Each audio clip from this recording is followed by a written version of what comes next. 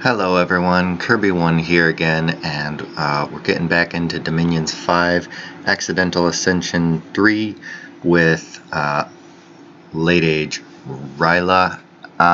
We're starting off a little bit differently again because there's something I need to say before we get started, and that is that over the weekend the Dominions5 community heard that the player Flash of Sloth, aka Friendship Hat Sloth, passed away after battling with cancer, and that was a pretty sad thing to hear for all of us, and everyone was paying their respects. And so I wanted to do this additional thing for him in my own little way, and I just wanted to say that in the short time that I knew him, and the really only one game that I played with him for a short while, he always did mention that the playing the Dominions5 games with us while he was going through what he was going through and making regular visits to the hospital and things like that was a sense of comfort to him, allowed him to keep his mind off of things. And so I'm glad that we had an opportunity to help him as a community in that way, that really only way that we knew how, without knowing him directly. So with that unfortunate news, we're going to move on with the video, and I will try to keep it a little bit more upbeat after that and move things along. And you'll see why this is actually kind of a little bit of an ironic thing to have heard about and learn from this weekend, based on what we're going to be seeing next. Let's start off with this message, because if you may remember, Flash of Sloth was playing the nation of Erythea, and from this message, dire things are afoot. Let's go straight to the map, because what has happened is that Erythea has attacked these three provinces of mine with quite a substantial force, and me having PD and free spawn chaff there, they were no match and did a whole lot of nothing. I want to make an addendum, by the way, before we get into that, with some of the moves that I made differently from how it showed from the last turn, because after I saved that last turn file, I wound up going back and then making different move changes. So for example, I had planned on having my Utter Vast raid these places here. Instead, he wound up going and attacking this troll province again and just taking it. He did actually wind up sniping the commander there. And in addition to that, I did seem to have realized that sending an aquatic commander with a whole bunch of units here was retarded, and so I didn't do that, and so he's still here. And then of course Atlantis' army moved on here, but again, that's for later. Now let's talk about this particular situation right here, because if you remember from the beginning of the series on this particular episode of Accidental Ascension 3, I was mentioning that in discussions with the player Flash of Sloth, when we had met and set up borders, we had agreed to a non-aggression pact with 3-turn warning. And that was actually the case. That was still the case, and it turns out that in doing this, he had just actually forgotten that he had done that with me. Let's go back and read the message one more time that he sent, because this is also important in light of the diplomacy that we wound up doing. So when I read this message, I read it as man is bullying me, Erythea, to declare war on you. And so after doing some diplomacy with both Man and Erythea, trying to sort out the facts, that turned out to not be the case and just have been my interpretation of the message initially, which is good for Man, because if that had been how I had interpreted that message, then I probably would have just given up right now and sent my Utter Vast to go raid around in Man being all pissed off. And I wound up not doing that, And what that actually wound up meaning is that Erythia was looking at his borders and his surrounding neighbors and saying, well, I've got man who has basically blocked off this peninsula, and I think it's gone down to here where man has expanded to. And so there's no expansion for Erythia by land. Across from him is Calum. And he told me, you know, I was like, well, just go attack Calum. He said, well, I can't really get a whole lot of mage support underwater and across to fight Calum, which, as we can see, he is bringing no actual underwater mages, land mages of significant power with them underwater to fight. So I suppose that's a fair sort of assessment, but I had actually heard in other diplomacy that Calum was fighting somebody else, one of his other neighbors, so it was not a particularly compelling argument to me. But really my thought process was that Erythia knew that I was fighting Atlantis, and that Atlantis relay matchup is heavily weighed in favor of Atlantis winning. And so rather than just letting Atlantis win and take all of the underwater over here from me, he was going to get in on this. And I believe that he legitimately did actually forget that he had a nap with me. But just for future reference for people, if you do wonder whether you have a nap with any of your neighbors, go back and check your messages before you decide to attack anybody, because this is actually a surprisingly common occurrence, and it can be a little frustrating and, as you can see, affect the game. Now, over time, our diplomacy transitioned into, okay, I got it, this is the situation where we're at right now, but I, Relay, feel like I can actually take Atlantis one-on-one, or at least give me a chance to try to take Atlantis one-on-one and see what I can do. Now, as far as winning and pushing him back and taking him on land, probably not. But at the very least, I can, or I thought I could at this point, break his armies and take back my lands. But I could only really do that if I didn't have to deal with Erythia as well. So I was saying, hey, you did actually break a nap 3 with me. Give me back my 3 provinces, and then 3 turns from now, depending on how well I do one-on-one versus Atlantis, if you still want to invade me, then invade me properly that way, because that's how nap 3s are supposed to work. So as you can see, I'm making moves with cultists and little indie commanders to take back these provinces, because we did actually come to terms, and he said he was going to have no PD in these provinces. To spice up the pot and give him a little bit more incentive, I also wind up sending him 39 death gems, and that was conditional. That was conditional to say, I will send you 39 death gems if you honor your nap 3 and withdraw for at least 3 turns from these provinces, which, you know, not a super great deal, but I'm not going to use the death gems against Atlantis, and I guess all I could really do is turn them into pearls and water gems. So either way, it's just not a pretty good deal for me, but it worked. It wound up working, and it saved me 3 turns from having to fight Erythia and Atlantis at the same time. Well, unfortunately, he actually did accidentally wind up putting 1 PD in these provinces, and so all my indie commanders died next turn, but I wound up taking it the turn afterward. So, you know, there's that. Some wins, some losses. So that's how the diplomacy played out for this turn.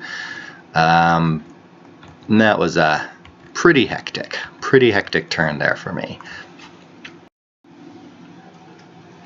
So moving on, as far as the actual fight with Atlantis goes, I've stockpiled a lot of water gems here in this fort. As we saw here, there are 2 bad things going on. First of all, the entrance to the fortification has been breached immediately. Second of all, my troops are starving. That is going to be pretty bad for me in the long run. If he storms the fort, it's kind of irrelevant, and I think I've got basically all the things that I can bring to bear here. I wound up not using any of the gems to summon more Krakens because, as I mentioned before, the Krakens were cost 5 water gems, and so were not at all comparatively efficient with essentially 5 water elementals instead. So yeah, I didn't get any more of those guys. But anyways, so this is what we've got to deal with here in this fort. 200 some odd guys. He's got a lot of water guys, probably carrying a lot of water gems as well that I'm going to have to work through. And then he's got a second army of almost comparable size coming in right on their heels. Now, at this point, since I'd already started talking with Man, I was like, hey, Man, I happen to be fighting all of Atlantis's army underwater right now. At least I hope this is all of his army, because honestly, 400 guys is a lot, and if he's got more than that just sitting on land, then not super great for me or anyone else involved. But I was like, hey, he's got most or all of his army underwater. Now seems a great time for you to get in on invading them. And then I was like, hey, Marignon, you can sail. Why don't you help me out over here and take some free land? And hey, Mictlin, you can walk across here and then also, you know, do stuff with amphibious guys.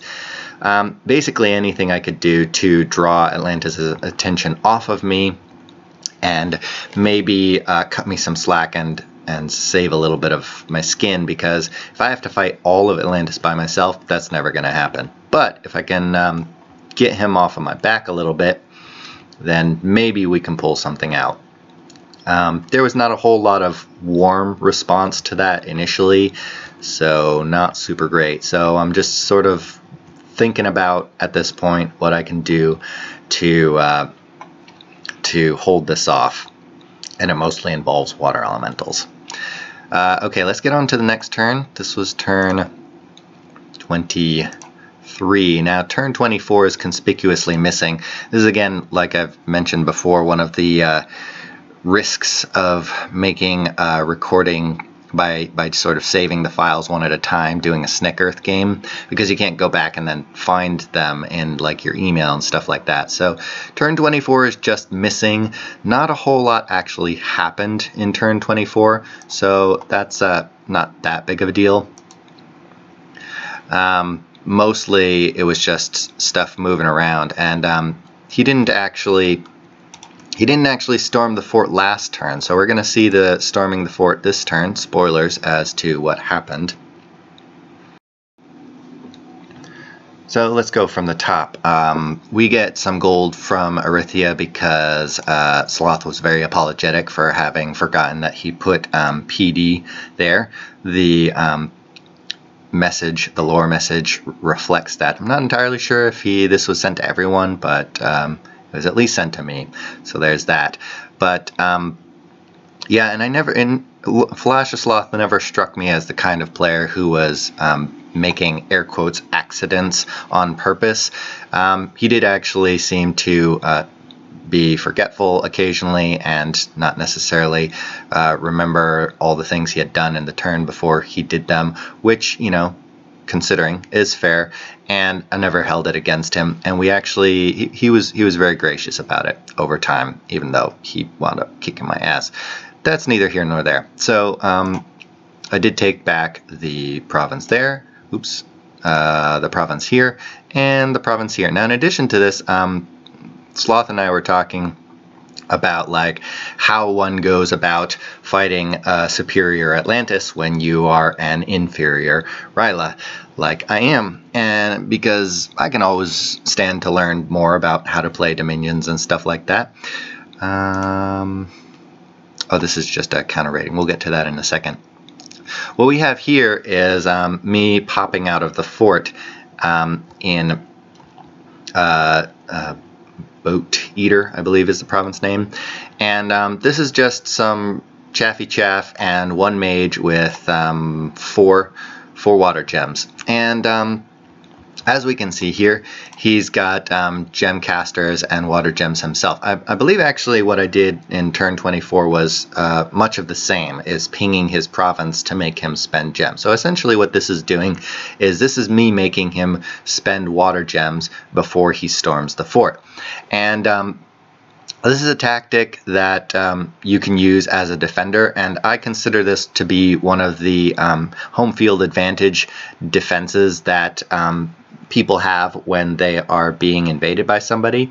Naturally, a defender will have a few more advantages than an attacker, and this strikes me as one of them. Now, some people do consider this to be a slightly cheesy tactic, a slightly underhanded tactic, and I respect that opinion, but when it's me as Ryla versus this Atlantis, I am really trying to just pull out all the tricks that I can and see how much damage I can do before getting utterly crushed. And so it was nice to learn new things and say, hey, that's actually kind of cool. Maybe I should try that. So it works as intended. I don't actually kill, I think, any of his guys, but I do make him spend 6 water gems versus my 4. I don't kill any of his guys. And that will affect him storming the fort, because then right afterward he does storm the fort, and those mages have 6 water gems and water elementals less that they can cast in the fort assault. This is another thing. We'll get to that after the fort assault. So let's take a look at that. Now, from what I've talked about before, my basic strategy was, seeing that he had his guys broken into squads, my hope was that if I could take him in a fort assault, I would bottle his troops up here, I'd break one squad at a time, and eventually they would all rout and force him to HP rout before I could HP rout. Now, he's got a lot of these magic weapon guys with high HP, a lot of sacreds with basically all of his guys do high damage, and a couple water elemental spammers, but fewer of them. These guys in the back here are in case I bring my Otter Vastness, so that if he immediately attacks rear, he runs into herdy magic weapons. I didn't do that. He wasn't even here for this battle. What I've got on my side is tentacle wielders up front because of the AP damage, and also they are very slow. These guys at least are combat speed 6, so people will generally run faster than them and get to the front line before them. These guys are a little bit faster and they have a lot more tentacle damage, but as you can see, all of my guys are actually starving, and that is terrible because that affects my strategy a lot, and his guys are not starving, which I thought they were, but turns out you get more supplies outside of the fort than you do in the fort, sadly for me. So this is going to be a pretty hard hit on my strategy if I wind up breaking before him.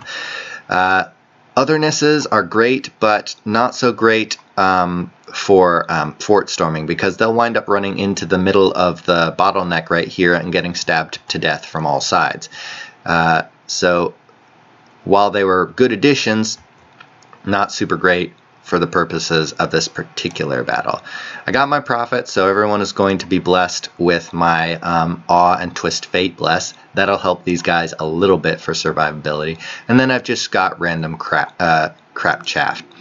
I've got a lot of water gems. Basically every single water gem I could bring to bear was here. In addition to that, one of the things I learned over the course of this game is that fort defenders, essentially fort defending archers for all nations, have unlimited ammunition, and that affects Mind Blasters. So you'll be seeing Mind Blast be dropping even after these guys have run in to be stabby, which is, you know, every little thing helps. He's dropping a bunch of water strikes as well on my guys, and that winds up breaking these guys and they retreat immediately. I get my chaff up front and the tentacle guys over here, but they get immediately sniped and killed dead. Some of these ice guards wrap around and hit the guys on the walls, but my water elementals actually wind up coming in and plugging that hole effectively pretty well. So as you can see, that guy runs in and gets stabbed to death after trampling a few people. My chaff are not holding up super well, but I am helping them with some mind blasts right into the front lines there. And they're not doing a whole lot of damage, unfortunately. I've got more water elementals on this flank than that flank, and that's helping a lot because it's putting a concave on his forces, and that's allowing me to do a lot of damage with water elemental attacks. He, on his side, has much fewer water elementals, as you can see. I am also putting down water strikes, and we are both putting down, no, actually he's the one putting down ghost grip over here, which has hit a bunch of my guys for fatigue, unfortunately. So now I've got a lot of tentacle wielders up front. These guys will also get my bless, but they're not particularly tanky, so they get killed even so. And slowly but surely I'm holding and getting enough damage on them that I can whittle them down. And as you can see, some of his squads are starting to break, and they're running away one at a time, and eventually I do actually just finally succeed in killing enough of them that he runs away before I do, which is really, really great. And that felt pretty good, being able to stick it to the man, so to speak. Now I do lose a lot in this battle. I think one of these guys died to fatigue, yeah, basically all of my chaff are dead. A lot of tentacle guys are dead, and that was a lot of water gems down the tubes, not something I'll be able to replicate. And also didn't get any of his mages. So ultimately there are a couple of things that are huge downsides to my essentially Pyrrhic victory. On the one hand, I lost a lot of gems. On the other hand, I didn't get any of his mages, and really the worst part of it all is that my survivors are all diseased. This is essentially a complete waste of an entire army of all of the guys that I've been recruiting up until this point in the game, because even if they survived, they're slowly just going to die, and every amount of damage that they take in any battle is going to affect their maximum hit point. He's just going to be dead next turn. Oh, and they're still starving. Yeah, they're still starving here. So that's great. So I'm just basically like, all right, abandon this. We need to consolidate in a place where there is food.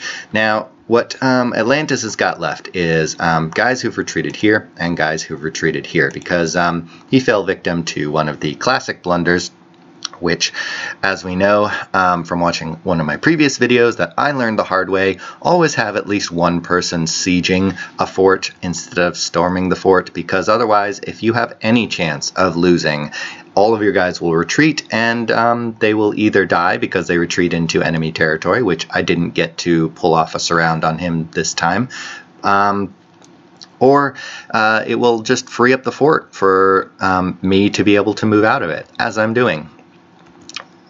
So yeah, slight mismove on his part, but a number of guys must have retreated here as well. So this army is slightly larger than what we saw attack it initially, and there might even be some guys with water gems who retreated over here as well. Now I suspect that he is actually going to hit me at my cap instead of going here again, though he could just do both. He could move this tiny army over here and then this larger force over here. He did see how many guys I have left here, and he doesn't see a whole lot of guys over here, mostly just these guys here.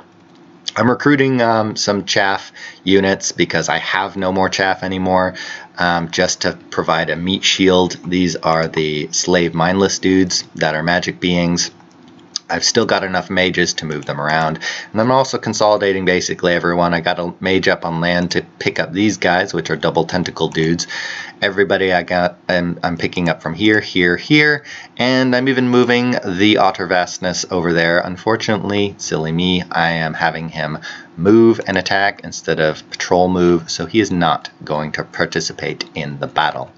Now, one of the things also that we missed from turn 24 that I did get is a successful summoning, which got me, as you saw, an Vastness. Vastnesses are basically mini Otter Vasts, which are not commanders, but they're sacred. And so because they are sacred, they get my bless, and they have mind blast and steel strength, so they're still pretty good. They don't have any magic pass, but if I ever get to the point where I can do the thing, where is it? Nope, thaumaturgy. Divine Name. If I can get Divine Name, which I can cast with my Astral 5 because I got a bunch of Astral 5 guys sitting around here, I can make him a commander, and that will give him free Astral Magic paths. So that's great. I don't think I'm going to last that long, but you never know. And I'm also patrolling with all of these guys because these guys are immobile, but they can patrol, so they're going to help out with the province defense. And that's going to give me a lot of Mind Blasters because not a lot of my Mind Blasters died in this previous battle. So even though they're all diseased, I still have a lot. And I'm just going to make a stand here out front of my fort instead of in my fort. Okay, and another thing is that in turn 24 that we missed is that I had sent a raiding force. I believe my Otter Vastness, since it was, well, since I put in some candles in here, that I raided here, and he counter-raided and took it back no problem with a handful of ice guards. But as we can see, all of this talk of getting Man into the war has actually worked finally. And so Man and Atlantis are going to start fighting now. Hopefully that'll bring off a little bit of the attention directed at me. A little bit late for both this and probably this hitting my cap. But still, if I can hold off those, that'll help a lot. In addition to that, it'll allow me to point to two things to get others to join in, such as, say, Marignan or Mictlan, to say, hey, look, I'm doing a number on his armies underwater, and also Man is getting in on this. Maybe you could also help wipe out Atlantis, and then that'll take a lot of the load off for me, and also potentially be able to affect future diplomacy with Erythia. So let's get on to... Alright, now let's take a look at research. As you can see, our research is really in the dumps right now, but we did get up to Conjuration 4, which is getting me sharks, I guess, sea serpents. Yeah, not a whole lot that is very useful, because I really need all of my water gems. But what I am doing is I'm sending 9 earth gems to Phlegra, and in exchange he's going to send me 9 water gems. I don't have much of an earth income, but I am not even using my earth gems at all, so I would rather have the water gems. So that'll help. I'm pretty sure that's all. Now, as we can see, Niflheim is taking the fight back to Satis. I'm pretty sure that this army is just sitting here because he's building a fort there, which he is very insistent to do right next to my cap circle, so, you know, more power to him. But in the meantime, sorry, not Niflheim, Utgard is going to go straight for his cap. So that's what's going on there. I don't think we see a whole lot more with fighting. Arco is still alive, but barely, and he's just sort of raiding around, counter-raiding around. And yeah, the Atlantis Man war is going on over there. So let's go on to turn 26.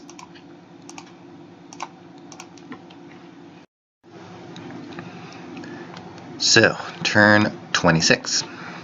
We get water gems from Phlegra, a messenger from Erythia, oh, this is lore stuff.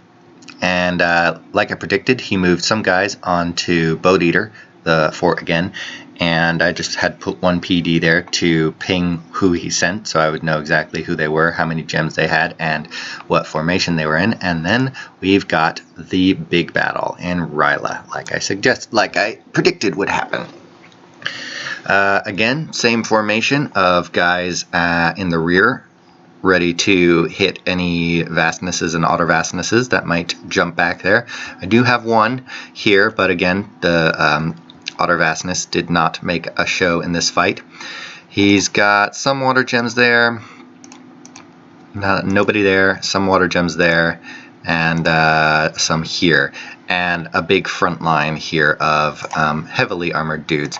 These guys, though, some of them are starving, so that is helpful for me and very good to see. But what have I got? Okay, I've got all these guys. They're Mind Blasters with tentacles, but they're not going to move, so unless they make it up this far, they're not going to be slapping anyone around. I've got all my Mind Blasters here. I've got a lot of PD. We're gonna go back to the PD in a second as to why I have a lot of PD, other than the fact that this is my cap. And we've got a handful of water mages, but they've all only got one water gem because that's what I've got left. So yeah, not super great. And then we've got some tramplers here as well. I don't have a prophet anymore. He died in no, wait, did he? No, he did not die yet. Okay, I've got a prophet here still. Okay, so that's great. So he just blessed everyone, so all my sacreds are going to have my bless. These guys are also tramplers. They come with the province defense. That would be great, but they wound up running up and getting slapped around pretty early on. So I was concerned about how my chaff were going to fare against his guys without bottling them up. Water elementals get killed pretty quick, but nets are coming down, mind blasts are coming down, and that's doing a good number. My chaffy chaff are holding up here, and most of them are mindless, so they're not going to rout, even though they take horrendous casualties. This is what I want to see, because this means the tramplers are going to hit a small group over here and wipe them out one at a time. These guys are also coming in and going to suffer the same fate. And as you can see, awe is pinging off of these guys, helping their survivability immensely. Not for him, though. So some of them have routed, but the mindless ones have not. We've got some tentacle dudes coming in over here to inflict heavy damage on his flanks. This guy is unfortunately getting hit pretty heavily and surrounded. So he's probably going to bite it. There we go. The tentacle guys over here not being of any use, but we are proving that the strategy is effective, same as it was before. These guys are routing, and so we've caused a lot of paralysis as well. So we're breaking his army into bite-sized chunks. This cult side has collapsed for him, so that's great. These guys are broken but also paralyzed, so I can finish them off. So it's really just this group right here. And now my Mind Blasters are out of ammunition, but they're running in to stab people with their tridents. And right before they come and decide to smack him around, they break and retreat, which is great for me. He's going to just do some pickings, free pickings, running around, blinking, and hitting everyone. And I have broken his army again. Very, very good for me. Let's take a look at the battle report. Another 113 casualties there. No mages though. That is extremely frustrating, but what you gonna do? On the much better note, I only lost 26 people. All my othernesses, that is sad, but none of my Mind Blasters. So I still have a pretty substantial Mind Blasting core, and most of the casualties were to PD. That's great. Now, why did I have so much PD? I actually got an event, I believe, in turn 24. That gave me some free PD, and then I also started putting money in there because I was like, well, it would be a shame for that PD that I got for free to go to waste. Indeed, it did pay off in the end, as I wound up having enough PD to hold and not have another HP route, whereas he was not so lucky. So again, he wound up having nobody to hold down the fort, and he wound up retreating here. That was the only retreat path for him there. And he's still got a pretty substantial group here, but I'm going to make a little bit of a counterattack. So I'm going to move here to, I think, pick up, oh, just a retreating guy, whatever. I don't know. There's the fort that I predicted was coming up, and there is the siege of Satis that I also predicted. And so we're moving Otter Vastness here, the pair of Vastnesses, to counter raid and strike out finally from a position of perceived strength, hopefully. And again, Man and Atlantis are fighting up here, and all of this news is allowing me to put some heavy diplomatic pressure on both Marignan and Mictlan to say, hey, help me out, and maybe I can now actually take Atlantis. Mictlan can attack into the water over here and take on those provinces, and Man and Marignan can take Atlantis on land, and between all four of us, I could actually survive if it had been just me versus Atlantis. But it is turn 26, and turn 27 is the turn that the hovering armies of Erythia are poised to strike. Unfortunately, this diplomacy has gotten a little bit of a backlash for me on that front, because I'm doing a little bit too well against Atlantis, and if I do recover, me being alive is not any greater for him than Atlantis taking all the water, so it was not enough to convince him not to reinvade me, as we see next turn. Alright, this is getting a pretty long video. Let's do one last turn. Turn 27.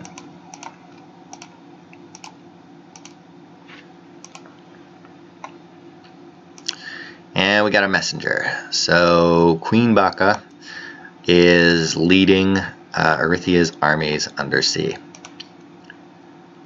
There's one big fat stack. There's another one, mostly raiders. There's the queen, and there's some more raiders with straight up crossbow men. His theory is that crossbow men can take my Otter Vastness. I guess we'll see how that works out for him in the coming days of the fight. This is his queen, Queen Baka. She's got inspiration +2 at this point, and she's a Holy 3 priestess, which means she can cast Sermons of Courage.